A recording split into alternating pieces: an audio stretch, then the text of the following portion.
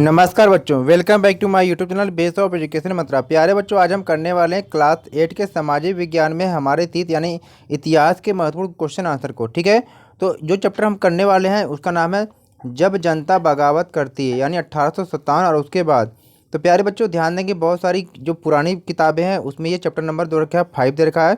ठीक है, और जो एनसीईआरटी की नई किताब हो उसमें चैप्टर नंबर 4 दे रखा है।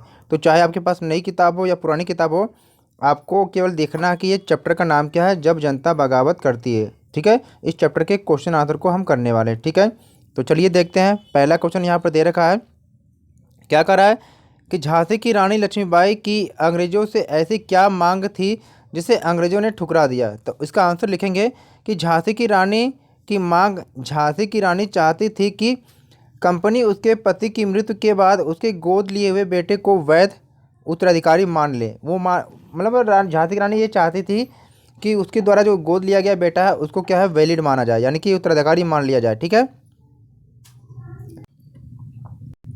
दूसरा क्वेश्चन है कि ईसाई धर्म अपनाने वालों के हितों की रक्षा के लिए अंग्रेजों ने क्या किया। तो जितने भी प्यारे बच्चे क्लास 8 में पढ़ते हैं जल्दी से चैनल को सब्सक्राइब कर लीजिएगा। ठीक है, कि सभी चैप्टर के क्वेश्चन आंसर आपको आसानी से मिल सके। आंसर है कि ईसाई धर्म अपनाने वालों के हितों की रक्षा क्या है कि 1850 में एक नया कानून बनाया जिससे ईसाई धर्म को अपनाना और आसान हो गया। ठीक है, ईसाई धर्म अपनाने वाले भारतीयों को अपने पूर्वजों की संपत्ति प्राप्त करने का अधिकार दे दिया। ठीक है, तीसरा क्वेश्चन यहाँ पर है कि सिपाहियों को नए कारतूसों पर क्यों ऐतराज था। ठीक है, तो नए कारतूसों का यूज करने में ऐतराज के कारण कुछ थे। पहला क्या था कि सिपाहियों को लगता था कि कारतूस पर लगी पट्टी को बनाने में गाय व सूअर की चर्बी का प्रयोग किया गया। ठीक है, दूसरा था कि बंदूक में कारतूस लगाने के लिए कारतूस पर लगी पट्टी दांत से काटनी पड़ती थी। तीसरा है इससे हिंदू और मुसलमान सिपाहियों की धार्मिक भावनाओं को ठेस पहुंचती थी। ठीक है, क्वेश्चन 4 को देखते हैं कि अंतिम मुगल बादशाह ने अपने आखिरी साल किस तरह बिताए। तो मुगल बादशाह के जीवन के आखिरी साल में क्या क्या हुआ था देखते हैं। पहला था कि उन पर मुकदमा चलाया गया तथा आजीवन कारावास की सज़ा सुनाई गई। दूसरा है कि बादशाह के बेटों को क्या किया गया, उनके सामने गोली मार दी गई। ठीक है, तीसरा है कि बादशाह तथा उनकी पत्नी जीनत महल को रंगून जेल भेज दिया गया, जहां नवंबर 1862 में क्या उनकी मृत्यु हो गई। ठीक है, क्वेश्चन 5 देखते हैं क्या कर रहा है कि मई 1857 के पहले भारत में मई 1857 से पहले भारत में अपनी स्थिति को लेकर अंग्रेज शासकों के आत्मविश्वास के क्या कारण थे। तो अंग्रेजों के क्या आत्मविश्वास के कारण देखते हैं। पहला था कि अंग्रेजों की सोच थी कि भारतीय सिपाही उनके विश्वसनीय है, क्योंकि 1857 से पहले उन्होंने भारतीय सिपाहियों की सहायता से कई लड़ाइयाँ जीती तथा बड़े बड़े विद्रोह कुचले थे।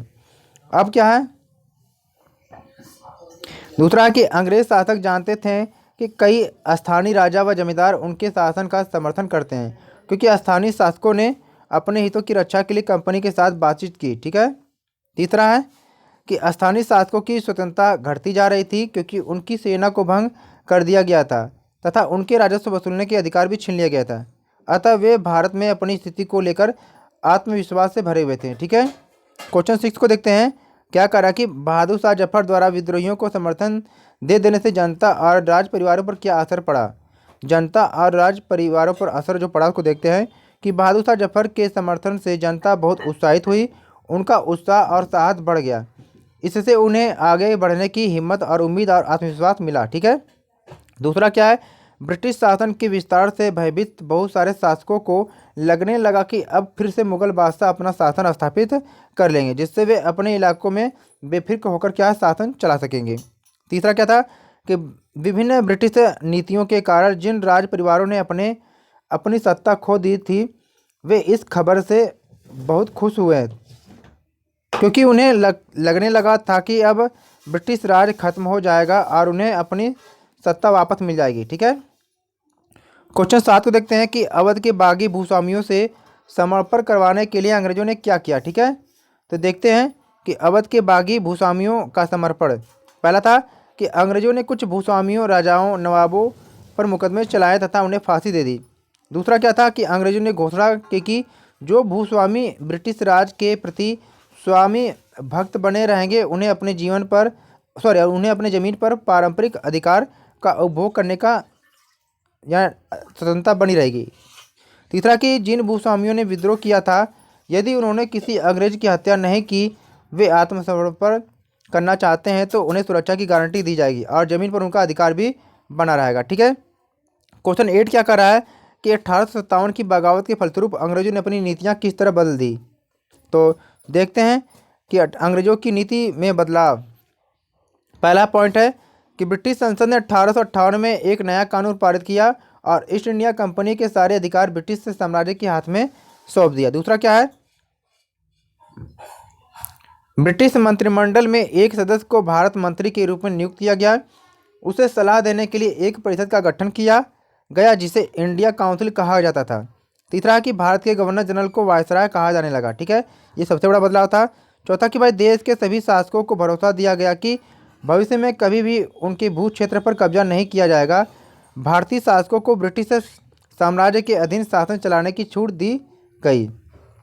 पांचवा है कि सेना में भारतीय सिपाहियों का अनुपात कम करने और यूरोपीय सिपाहियों की संख्या बढ़ाने का फैसला किया गया। छठा है कि मुसलमानों की ज़मीन और संपत्ति बड़े पैमाने पर जब्त की गई क्योंकि 1857 के विद्रोह का कारण मुसलमानों को माना गया था।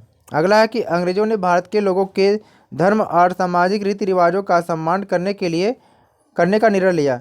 आइए देखते हैं। ठीक है, तो आप यहाँ तक क्वेश्चन आंसर को कर लेंगे। ठीक है, प्लीज़ वीडियो को लाइक शेयर और चैनल को सब्सक्राइब कर लेंगे सबसे पहले आंसर की को देखने के लिए। ठीक है।